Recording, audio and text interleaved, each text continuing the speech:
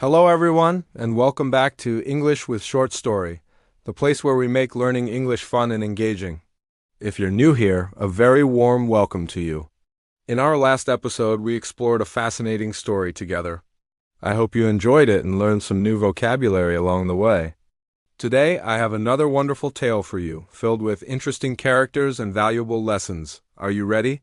Let's dive into episode 2. Once upon a time, nestled in a quiet, green valley, there was a small village known for its exceptional gardens. In this village lived a young girl named Lily. Lily wasn't like the other gardeners. While everyone else focused on growing the biggest, most colorful flowers, Lily was fascinated by seeds. She believed that the real magic wasn't just in the bloom, but in the tiny, humble seed from which it all began. One day, the village announced its annual Grand Garden competition. The prize was a beautiful, handcrafted silver watering can, an object of desire for every gardener in the valley. Everyone immediately began to prepare, planting their most spectacular and rare flowers. They used special fertilizers and elaborate techniques to ensure their gardens would stand out. But Lily did something different. She found a small, forgotten patch of land behind her cottage. It was dry and rocky, a place no one else wanted. Everyone told her it was a hopeless endeavor. "You're wasting your time, Lily," they would say. Nothing beautiful can grow there. Lily, however, was determined.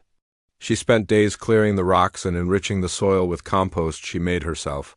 Then, instead of planting exotic flowers, she sowed a variety of simple, native wildflower seeds, the kind that most people considered weeds. She watered them diligently and patiently waited. As the weeks passed, the other gardens in the village erupted into a riot of bright, bold colors. They were indeed stunning. But Lily's patch remained stubbornly green, with only a few small sprouts peeking through the earth. Some villagers would walk by and shake their heads, feeling sorry for her. They thought her efforts were in vain. The day of the competition arrived. The judges, 3 esteemed elders from a neighboring town, began their tour. They admired the magnificent roses, the towering sunflowers, and the vibrant tulips. Each garden was a masterpiece of human effort and control. Finally, they reached Lily's small, unassuming patch of land. At first glance, it didn't look like much compared to the others. But as the judges looked closer, they saw something extraordinary. Lily's garden was teeming with life. Dozens of different types of bees, butterflies, and ladybugs were flitting from one delicate wildflower to another. The air was filled with a gentle, humming sound and a sweet, natural fragrance. While the other gardens were beautiful but silent, Lily's garden was a living, breathing ecosystem. One of the judges, an old woman with wise eyes, knelt down. "Look," she said softly, pointing to a tiny bee collecting pollen. "This is not just a garden. It's a sanctuary. It gives back to the world around it." The judges were unanimous.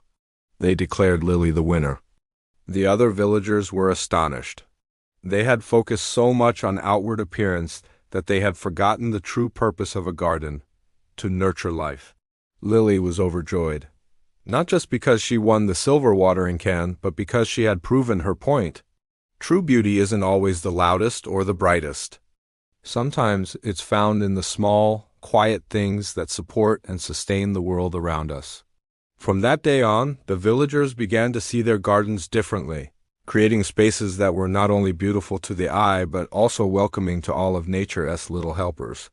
And that's the end of our story for today. What a powerful message, right? It reminds us that value isn't always about being the most flashy or noticeable.